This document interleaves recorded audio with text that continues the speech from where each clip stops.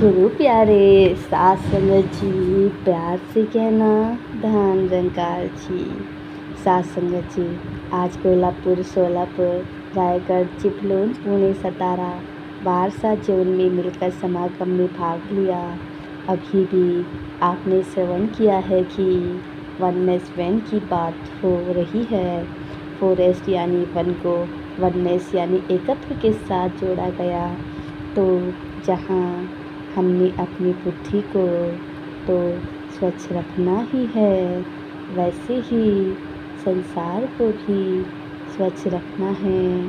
हम जानते हैं कि हर एक के लिए पेड़ कितने आवश्यक होते हैं, क्योंकि वन नहीं तो सांस लेने के लिए ऑक्सीजन का मिलना पॉसिबल नहीं होगा।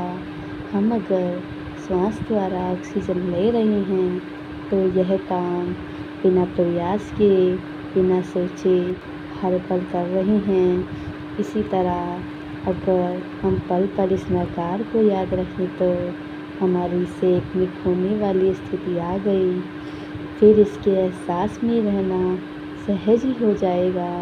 कई बार महापुरुष भी आकार बोलते हैं कि हम अगर सुमिरन करना स्टार्ट करते हैं तो आधे मिनट तक तो ध्यान बनता है, फिर धीरे धीरे दिमाग को और काम याद आते आ जाते हैं।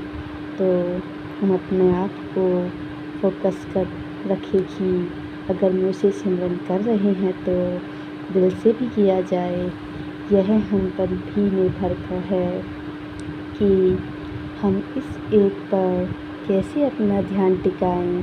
अगर देखा जाए तो इन्हीं महापुरुषों से पूछे कि आप अगर कुछ अपनी रुचि का कोई टीवी प्रोग्राम पर देखते हैं तो वो चाहे आधे घंटे का हो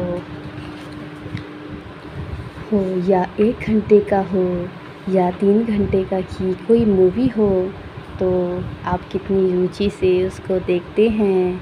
क्या बीच में आपको कोई और ख्याल आता है तो उस समय वो कहते हैं नहीं, हमारा ध्यान, हमारी आँखें 100% वही रहती हैं, हमारे कान भी ध्यान से एक एक चीज़ को सुन रहे होते हैं, कैसे उस कहानी का हम पार्ट बने होते हैं। ऐसी फीलिंग होती है जब हम टेम्परेरी चीज़ों में इतना ध्यान से एक में खो जाते हैं। तो अगर इस निराकार पर हम अपना जीवन आधारित रखें तो फिर वाकई ही हमारा हर पल भक्ति भरा हो सकता है।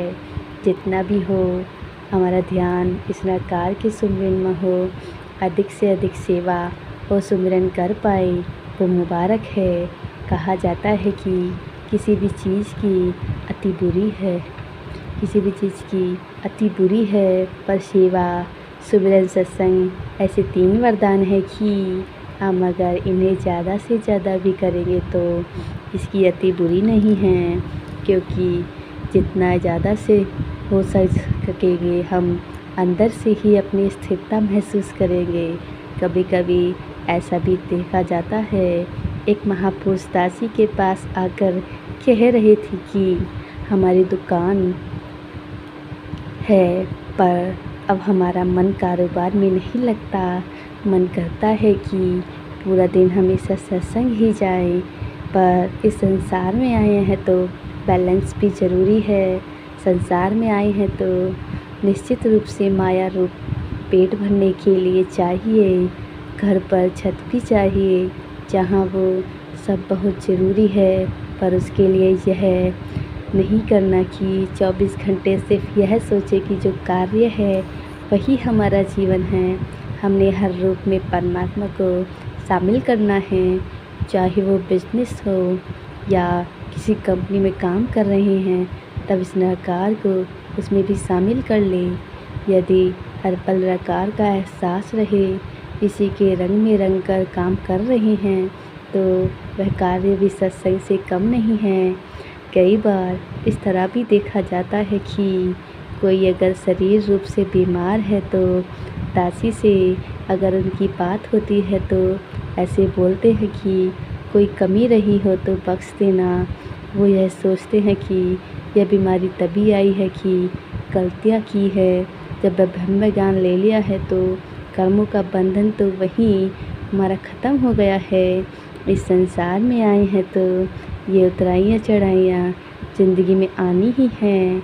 हमने पालन्यवादी नज़रिया नहीं रखना। जैसे उस दिन भी दासी परीक्षा की बात कर रही थी, हमने ऐसे नहीं कह देना कि जीवन में कोई मुश्किल घड़ी आई ही है ना।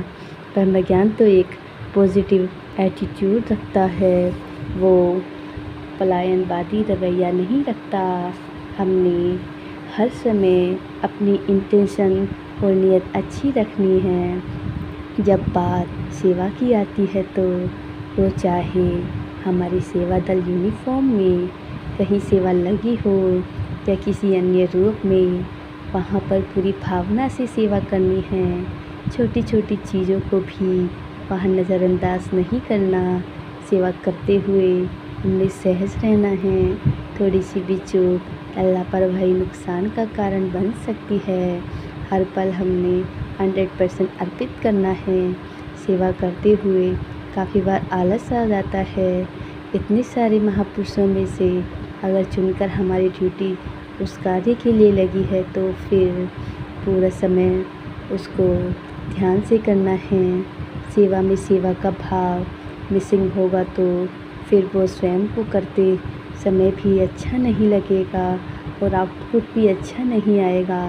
आपने हर काम में हर पल जहाँ चेतनता रखनी है वहीं इस प्रभु परमात्मा का शुक्राना भी करना है कि सेवा बख्श रहे हो तो क्षमता भी बख्शना कि उसको पूरा कर सके, अच्छे से कर सके। हर एक को जहाँ सेवा सुमिरन सत्संग के आधार से प्रकार के साथ एकमिक होकर रहना है, रिश्ता और पक्का बनाना है, वहीं हर एक को अपने जीवन और अपने कर्मों द्वारा प्रेरणा भी देनी है। साथ संगत जी, प्यार से कहना, धन निरंकार जी।